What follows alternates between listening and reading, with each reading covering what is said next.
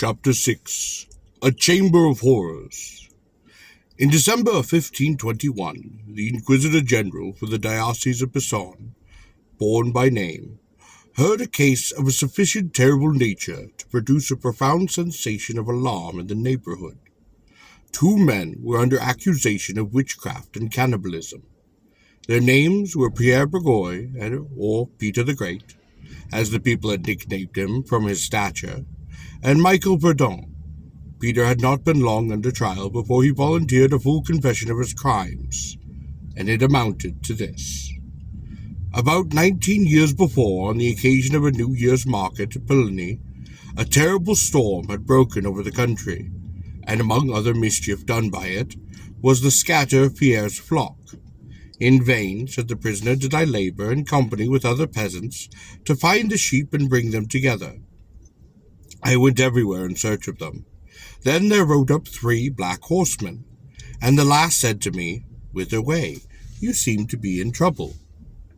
I related to him my misfortune with my flock, and he bade me pluck up my spirits, and promised that his master would henceforth take charge of and protect my flock, if I would only rely upon him, he told me, as well that I should find my strayed sheep very shortly, and he promised to provide me with money. We agreed to meet again in 4 or 5 days. My flock I soon found collected together. At my second meeting I learned of the stranger that he was a servant of the devil. I forswore God and Our Lady, and all saints and the dwellers in paradise. I renounced Christianity, kissed his left hand, which was black and ice-cold as that of a corpse, and then I fell upon my knees and gave in my allegiance to Satan. I remained in the service of this devil for 2 years, and never entered a church before the end of Mass, or at all events till the holy water had been sprinkled, according to the desire of my master, whose name I afterwards learned was Moiset. All anxiety about my flock was removed, for the devil had undertaken to protect it and to keep off the wolves. This freedom from care, however, made me begin to tire of the devil's service, and I recommenced my attendance at church, till I was brought back into obedience to the evil one by a Michael Verdun, when I renewed my compact on the understanding that I should be supplied with money. In a wood near Chastelcharn we met, with many others whom I did not recognize. We danced, and each had in his or her hand a green taper with a blue flame. Still under the delusion that I should obtain money, Michael persuaded me to move with the greatest clarity, and in order to do this, after I had stripped myself, he smeared me with a salve, and I believed myself then to be transformed into a wolf. I was at first somewhat horrified upon my 4 wolf's feet, and the fur with which I was covered all at once, but I found that I could now travel with the speed of the wind. This could not have taken place without the help of our powerful master, who was present during our excursion, though I did not perceive him till I had received my human form. Michael did the same as myself. When we had been 1 or 2 hours in this condition of metamorphosis, Michael smeared us again, and quick as thought we resumed our human forms. The salve was given us by our masters, and to me it was given by Moiset, to Michael by his own master Guillemin. Pierre declared that he had felt no exhaustion after his excursion, though the judge inquired particularly whether he felt that prostration after his unusual exertion, of which wishes usually complain.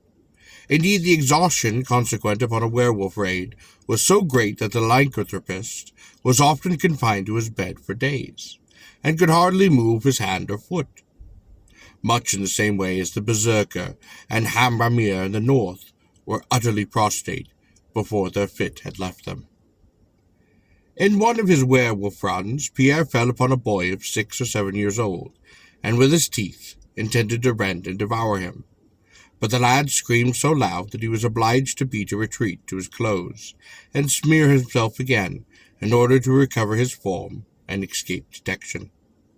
He and Michael, however, one day tore to pieces a woman as she was gathering peas, and an M.D. Chunse, who seemed and came to her rescue, was attacked by them and also killed.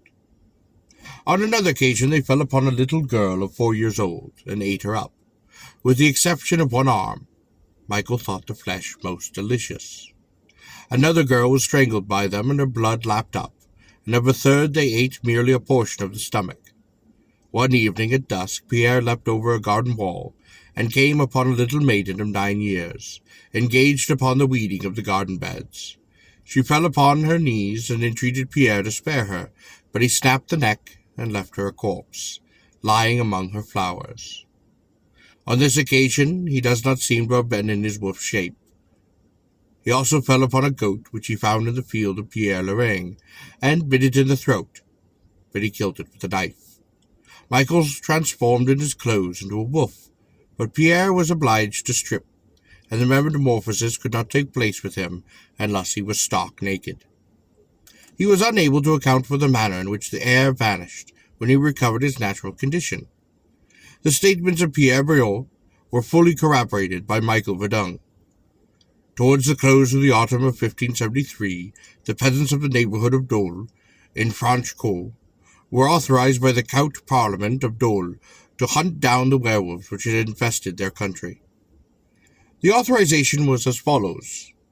According to the advertisement made to the Sovereign Court of Parliament at Dole, that in the terraces of Espany, Salvan, Coporn, and the neighboring villages, has often been seen and met, for some time past, a werewolf, who it is said has already seized and carried off several little children, so that they have not been seen since.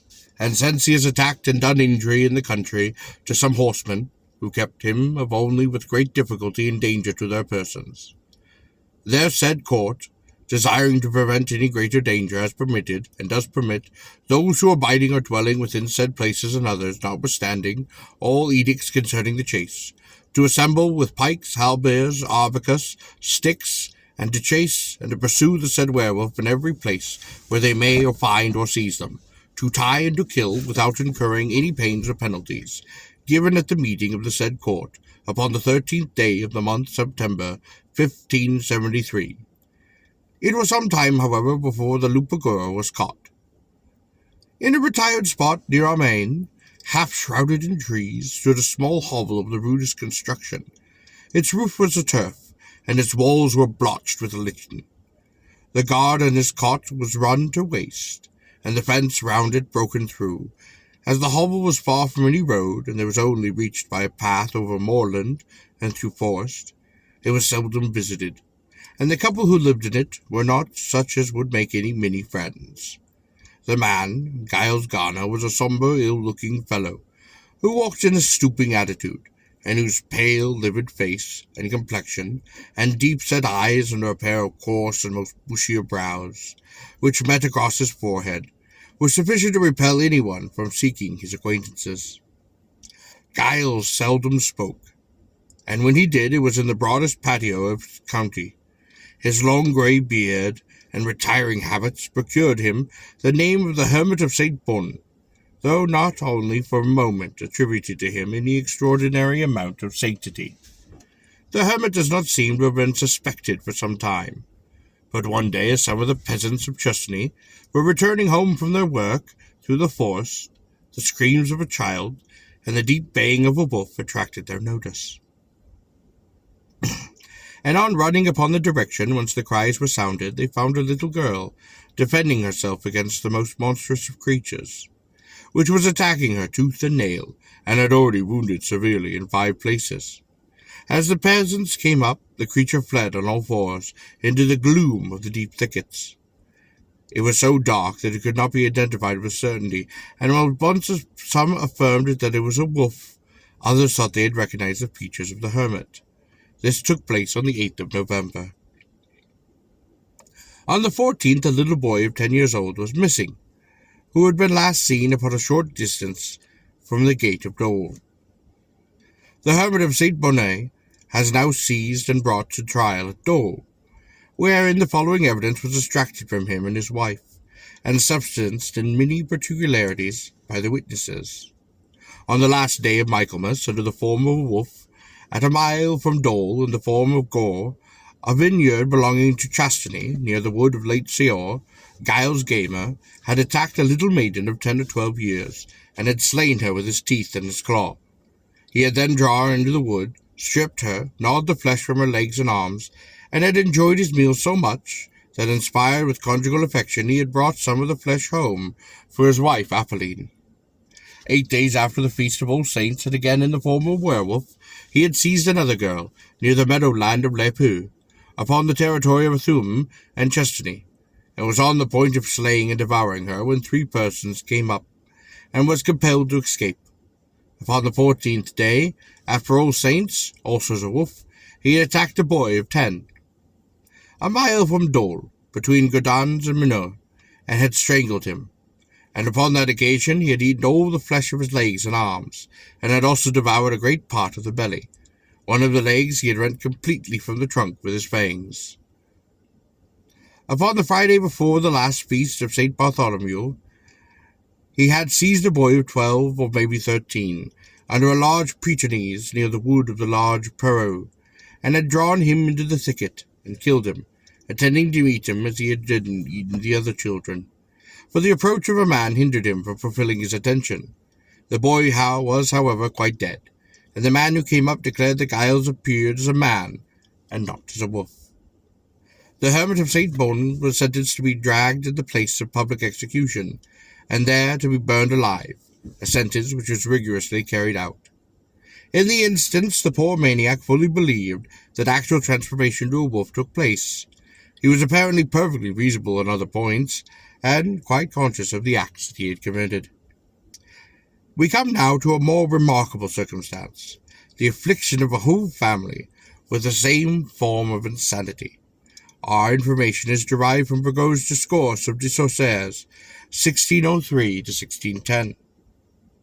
Pernette Gundelin was a poor girl in the Jura, who in the 1598 ran about the country on all fours, in the belief that she was a wolf. One day, as she was ranging the country in a fit of lycanthropic madness, she came upon 2 children who were plucking wild strawberries. Filled with a sudden and deep passion for blood, she flew upon the little girl, and would have brought her down, had not her brother, a lad of 4 years, defended her lustily with a knife. Pernette, however, wrenched the weapon from his tiny hand, flung him down, and did gnaw out his throat, so that he died of the wound. Pernette was then torn to pieces by the people in their rage and deep horror. Directly after, Pierre, the brother of Pernette Gundelin, was accused of witchcraft. He was charged with having led children to the Sabbath, having made hail, and having run about the country in the form of a wolf. The transformation was effected by means of a salve which he had received himself from the devil. He had on one occasion assumed the form of a hare, but usually he appeared as a wolf, and as his skin became covered with the shaggy grey hair, he readily acknowledged that the charges brought against him were well founded, and he allowed that he had, during the period of his transformations, fallen on and devoured both beast and human being. When he desired to recover his true form, he rolled himself in the dewy grass. His son George asserts that he had also been anointed with the salve, and had gone into the Sabbath upon the shape of a wolf. According to his own testimony, he had fallen upon 2 goats in one of the expeditions. One Maundy Thursday night, he had lain for 3 hours upon his bed in a cataleptic state, and at the end of that time had sprung out of his bed. During this period, he had been in the form of the wolf to the witch's Sabbath. His sister Antoinette confessed that she had made hail, and that she had sold herself to the devil, who had appeared to her upon in the shape of a black he-goat. She had been to the Sabbath upon several occasions. Pierre and George in prison behaved as maniacs, running upon all fours about their cells, and howling most dismally. Their faces, arms, and legs were frightfully scarred with the wounds that they had received from dogs when they had been out upon their raids. Boet accounts for the transformation not taking place by the fact of their own not having the memory solved by them. All 3, Pierre, George, and Antoinette, were hung and burned. Sabine Baguette, who was with a witch of the most unmistakable character, was also frequently changed into a she-wolf. According to her own confessions, in which she had often been accompanied by the devil over hill and dale, slaying cattle, and filling, and falling upon and the devouring of children. The same thing may be said of Claude Easton Prost, a lame woman, Claude Eason Gillett and Eason Rack, who owned to the murder of at least 5 children. Upon the 14th of December in the same year as the execution of the Gandelin family, a tailor of Cholon was sentenced to the flames of the Parliament by Paris for lycanthropy. This wretched man had destroyed children in his shop, and attacked them upon the gloaming when they strayed upon the woods, and had torn them apart with his teeth. He had killed them, after which he seems calmly to have dressed their flesh as ordinary meat, and to have eaten it with great and powerful relish. The number of little innocents whom he had destroyed is unknown. A whole cask full of bones was discovered upon his house, and the man was perfectly hardened. The details of his trial were so full of horrors and abominations of all kinds that the judge ordered the very documents to be burned.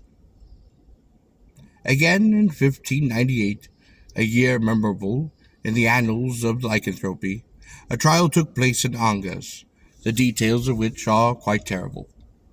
In a wild and unfrequented spot near Cod, some countrymen came one day upon the corpse of a boy of 15, horribly mutilated and bespotted with blood.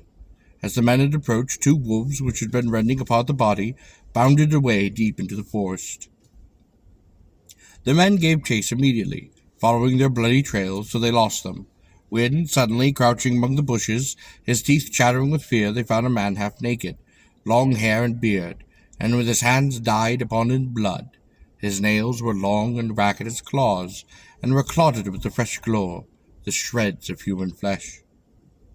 This is one of the most puzzling and peculiar cases which came under our notice, for the wretched man, whose name was Roulet, of his own accord stated that he had fallen upon the lad and had killed him by smothering him, and that he had been prevented from devouring the body completely by the arrival of the men upon the spot. Roulet proved on investigation to be a beggar from house to house, upon the most abject state of poverty. His companions in mendicity were his brother John and his cousin Julien.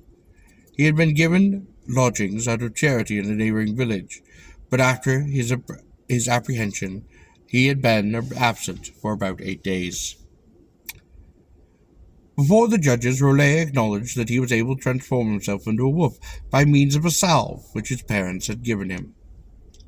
When the question about the 2 wolves which had been seen leaving the corpse, he said that he knew perfectly well who they were, for they were his companions, Jean and Julien, who possessed the same secrets as himself.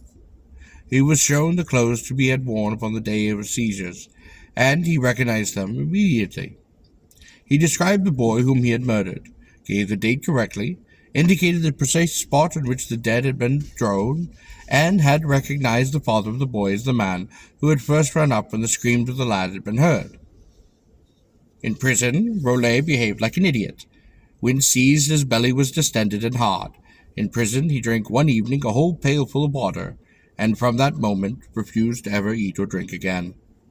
His parents, upon inquiry, proved to be respectable and pious people, and they proved that his brother John and his cousin Julien had been engaged at a distance upon that day of Roulet's apprehension. "What is your name, and what is your state?" asked the judge, Pierre Roulet. "My name is Jacques Roulet. My age 35. I am poor and a mendicant." "What have you accused of having been done?" "Oh, of being a thief, of having offended God, and my parents gave me an ointment. I did not know its composition." "When rubbed with this ointment, did you become a wolf?"